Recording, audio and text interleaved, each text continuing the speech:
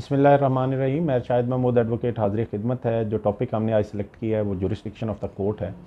Mostly courts की jurisdiction पेक्यूनियरी jurisdiction होती है, टेरिटोरियल जुरिस्डिक्शन होती है और सब्जेक्ट मैटर जुरिस्डिक्शन होती है। आज हम देखेंगे कि किसी भी जो कोर्ट्स जुडिशल सिस्टम है पाकिस्तान का, इसमें सुप्रीम कोर्ट से लेके सिविल कोर्ट के पास कौन कौन सी ओरिजिनल टाइप जुरिस्डिक्शन है और कौन सी अपीलेट है और कौन सी रिविजनल है और कौन से आर्टिकल और सेक्शन में इसका डिस्क्रिप्शन, इसकी डिटेल मौजूद है। तो सबसे पहले हम article 184 sub article 1 of the constitution of Pakistan, इसमें ओरिजिनल जुरिस्डिक्शन है ऑनरेबल सुप्रीम कोर्ट की इंटर गवर्नमेंट डिस्प्यूट, उसकी बाबत ये डिक्लेरेटरी जजमेंट सुप्रीम कोर्ट दे सकती है कि अगर कोई गवर्नमेंट, चाहे वो प्रोविंस है, कोई दो प्रोविंस का इशू आ जाए, प्रोविंस और फेडरेशन का इशू आ जाए, तो उसकी बाबत डायरेक्ट 184(1) में ऑनरेबल सुप्रीम कोर्ट को कोई भी गवर्नमेंट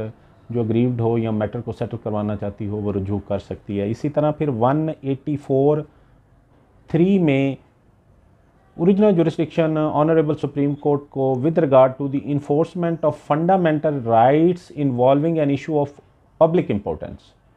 तो जहाँ पे पब्लिक इम्पोर्टेंस का इशू आ जाए और फंडामेंटल राइट इन्फ्रिंज हो रहे हों, तो honourable supreme court has a jurisdiction to entertain the petition so on. इसमें नेक्स्ट जो है जी 185 सब आर्टिकल 2, ये जो अपीलेट जुरिस्डिक्शन है ऑनरेबल सुप्रीम कोर्ट की, इसमें appeal from judgments order of high court in criminal cases tried in original and और appellate capacity and having imposed death penalty or life imprisonment।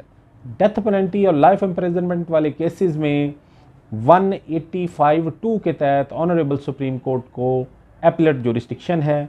फिर इसी तरह article 185(2) में ही appeal in civil cases when the value of claim exceeding 50,000 rupees. तो 185(2) में appeal against appeal in civil cases supreme court को jurisdiction है। Then 185(2) में ही appeal when high court certified that the case involves interpretation of the constitution. जहाँ पे interpretation of constitution का issue आएगा तो हाई कोर्ट अगर चाह रही हो तो वो उस मैटर को भी सुप्रीम कोर्ट रेफर कर सकती है। 185(3) में appeal subject to grant of leave from the high court judgment and order.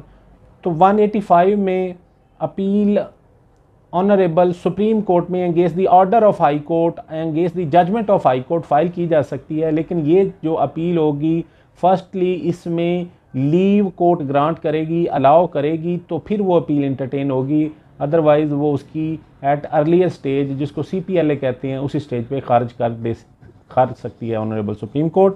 186 में आर्टिकल 186 ऑफ कॉन्स्टिट्यूशन में जो एडवाइजरी जुरिस्डिक्शन है ऑनरेबल सुप्रीम कोर्ट के पास, पब्लिक इंपॉर्टेंस का कोई भी इशू प्रेसिडेंट रेफर कर सकता है ऑनरेबल सुप्रीम कोर्ट के पास और ऑनरेबल सुप्रीम कोर्ट उसमें अपनी एडवाइस दे सकती है। इसी तरह 187 में to issue a direction order from doing a complete justice in a pending case and matter. इसी तरह डायरेक्शन इशू कर सकती है ऑनरेबल सुप्रीम कोर्ट 187 में। और 188 में किसी भी ऑर्डर और जजमेंट की रिव्यू की पार ऑनरेबल सुप्रीम कोर्ट के पास होती हैं। आर्टिकल 204 में कंटेम्प्ट ऑफ कोर्ट की पार्स हैं, उसमें ये ऑनरेबल सुप्रीम कोर्ट पनिश कर सकती है। आर्टिकल 212 में appeal from administrative court and tribunals, ये जो जितने भी ट्राइब्यूनल्स हैं, सर्विस ट्राइब्यूनल हो गया, PST हो गया, FST हो गया, तो 212 में ऑनरेबल सुप्रीम कोर्ट में उनके फैसलों के खिलाफ अपील की जा सकती है। और 203F में it's Shariat appellate bench has appeals from the judgment and orders of federal Shariat court, ये भी पार सुप्रीम कोर्ट के पास है। इसी तरह आगे हम बढ़ते हैं, फेडरल शरीयत कोर्ट के पास कौन कौन सी पार्स हैं। आर्टिकल 203D, 203DD और 203E में इनके पास पावर हैं। फर्स्टली जो पावर हैं to determine whether a provision of law is repugnant to injunction of Islam. तो ये फेडरल शरीयत कोर्ट किसी भी लॉ की, पूरे लॉ को या किसी भी लॉ की प्रोविजन को डिक्लेयर करेगी कि whether that provision is against the injunctions of Islam or not. उसके बाद revisional jurisdiction in case of हदूद, वो 203 डबल डी में है। और फिर रिव्यू की power again federal Shariat court को 203 ई के तहत है, और कंटेम्प्ट ऑफ कोर्ट की पावर भी 203 ई के तहत ही है। हदूद मैटर में भी अपील जो judgment and order of criminal court ये सुन सकती है federal Shariat court. High court के पास कौन कौन सी जुरिस्डिक्शन है, बड़ी अहम ये जुरिस्डिक्शन है, इसको समझना हर प्रैक्टिसिंग लॉयर के लिए, हर एक लॉ स्टूडेंट के लिए और लेमैन के लिए भी ज़रूरी है। हाई कोर्ट में कौन कौन से केस दायर हो सकते हैं और हाई कोर्ट कौन कौन से केस एज़ पर लॉ सुन सकती है। सबसे अहम जो प्रोविज़न जो आर्टिकल 199 ऑफ द कॉन्स्टिट्यूशन है, रिट जुरिस्डिक्शन है। हाई कोर्ट का जो बेसिक टूल है, जो बेसिक पावर है, वो रिट जुरिस्डिक्शन ही है। इसमें 5 किस्म की रिट्स हैं, इसकी डिटेल हमने ऑलरेडी एक वीडियो बनाई है, उसमें हमने इन सारों की आर्टिकल 199 में 5 रिट्स का जिक्र किया। बड़ी सलीस डिस्कशन हमारी है, वो आप उसको सुन सकते हैं, लिंक नीचे दे दिया जाएगा। और इसमें स्पीडीली हम डिस्कस करते हैं कि 5 किस्म की रिट हैं, writ of mandamus, prohibition, certiorari, habeas corpus और को वेरेंटो। अच्छा, इसमें फिर आगे ऑनरेबल हाई कोर्ट के पास आर्टिकल 199(2) में इन्फोर्समेंट ऑफ फंडामेंटल राइट्स के भी पावर है। ये जो इन्फोर्समेंट ऑफ फंडामेंटल राइट्स की पावर ऑनरेबल हाई कोर्ट में और सुप्रीम कोर्ट में दोनों में है। उधर पब्लिक इंपॉर्टेंस इन्वॉल्व होना बड़ा ज़रूरी है, फिर सुप्रीम कोर्ट उसको सुनेगी। अगर पब्लिक इंपॉर्टेंस नहीं है लेकिन फंडामेंटल राइट किसी भी इंडिविजुअल का एग्री वो हो रहा है तो वो हाई कोर्ट के पास आ सकता है। आर्टिकल 203 में सुपरवाइजरी इख्तियार है to supervise control subordinate courts.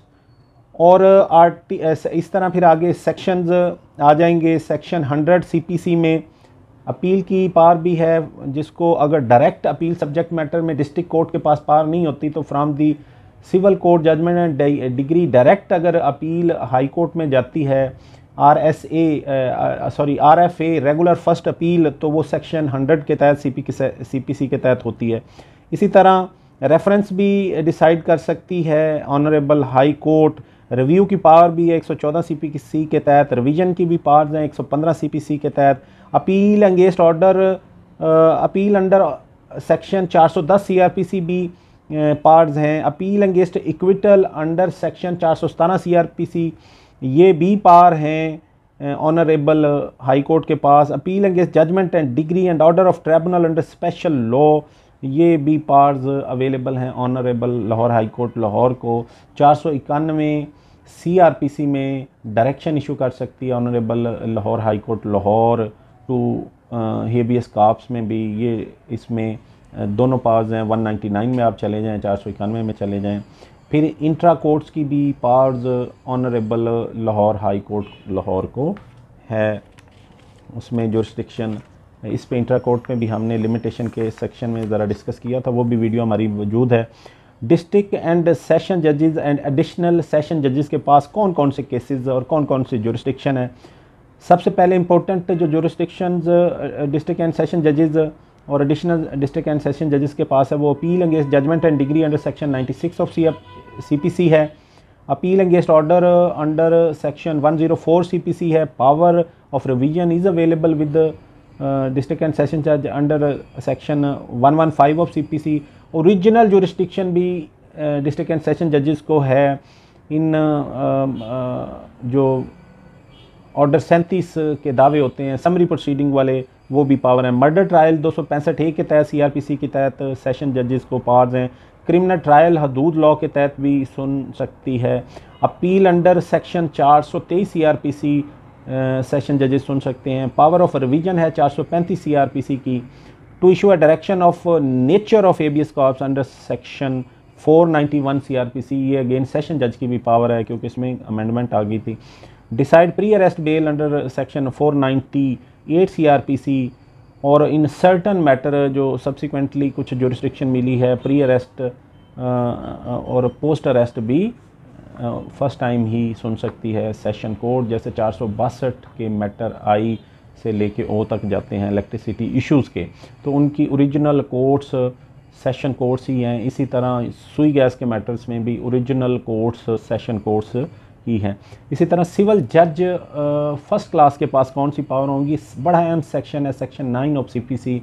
तमाम सिविल नेचर के केसेस सिविल कोर्ट्स को इख्तियार हैं सुनने की, अगर वो स्पेसिफिकली लॉ ने बार्ड नहीं किया। अब लॉ ने बार्ड कहाँ किए, इस पे हम सेक्शन 9 पे एक अपना इंडिपेंडेंट इस पे लेक्चर डिलीवर करेंगे फॉर ऑल स्टूडेंट्स, चाहे वो लॉ गेट के हों या LLB कर रहे हों या उसमें वो अपनी कोई स्टडी किसी कम्पिटिटिव एग्ज़ाम के हवाले से कर रहे हों। तो section 9 is very important, read with section 12(1) CPC। तो बड़ा अहम टॉपिक होने वाला है, इसको भी हम इंशाल्लाह शॉर्टली रिकॉर्ड करेंगे। तो सिविल जज के पास सेक्शन 9 CPC के तहत तमाम सिविल सूट सुनने का इख्तियार है। इसमें ना तो पिक्यूनरी जुरिस्डिक्शन अनलिमिटेड है, और इन सर्टन मैटर ये एज ए रेंट ट्रिब्यूनल भी होते हैं, एज ए फैमिली जज भी केस ये सुन सकते हैं। मजिस्ट्रेट बतौर मजिस्ट्रेट भी दफ़ा 30 की इनके पास पावर होती हैं। तो ये हमने शॉर्टली और ब्रीफली और स्पीडीली हमने इन सारी जुरिस्डिक्शन को with the reference to the section and articles of the constitution discuss किया। इस पे फिर मज़ीद अगर कोई आपकी क्यूरीज क्वेश्चन हो तो आप फ्रीली पूछ सकते हैं, इंशाल्लाह हम उस पर भी अपनी कमेंट्स करेंगे। और उम्मीद करते हैं कि हम आपको हमारी ये काविश पसंद आ रही होगी। आप इस चैनल को सब्सक्राइब करें अगर आपने अभी तक नहीं किया, बेल आइकॉन बटन दबा दें, और हम आपकी जो फ़ीडबैक है उसके मुंतज़िर रहते हैं। तो गुजारिश ये है कि फ़ीडबैक ज़रूर दीजिए। आगे हम अगर कोई सजेशन आए कि स्पेसिफ़िकली किस लॉ पॉइंट पे, किस टॉपिक पे हम अपनी वीडियो रिकॉर्ड करें, तो वो भी आप अपनी सजेशन दे सकते हैं। तब तक के लिए मैं शाहिद महमूद एडवोकेट को YouTube channel Mahar legal aid and को के प्लेटफॉर्म से इजाज़त दीजिए। अल्लाह निगहबान।